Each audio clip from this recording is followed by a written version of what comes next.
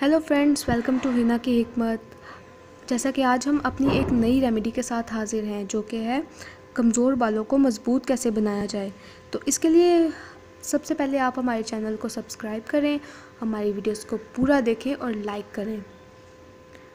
तो इसके लिए आज का टॉपिक जो है वो हम स्टार्ट करने जा रहे हैं कि कमज़ोर बालों को मज़बूत कैसे बनाया जाए।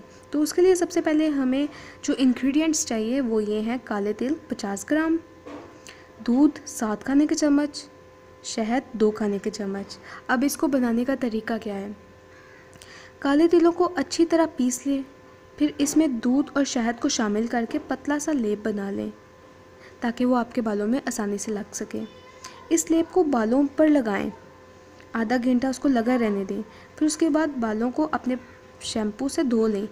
आप कोई भी शैम्पू यूज़ कर सकते हैं जो भी आपको पसंद हो। उसके बाद आपने क्या उसको करना है, हफ्ते में 3 बार इसका इस्तेमाल ज़रूर करना है।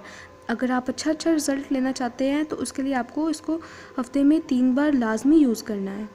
इस नुस्खे को इस्तेमाल करने से आपके बाल गिरना बंद हो जाएंगे और नए बाल भी तेज़ी से आने लगेंगे।